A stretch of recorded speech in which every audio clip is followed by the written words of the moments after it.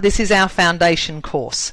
That even though it's called Getting Started, it's really for everybody. It's getting started from where you're at now. You could be a young person thinking, do I actually add a board or committee role while I'm going through my career? You could be mid-career and looking for something a little bit different, looking to enrich the experience that you have. You could be mid-40s, later career, thinking, you know what, I need to start thinking about this board thing, but with a view to transitioning when I leave my executive or professional career.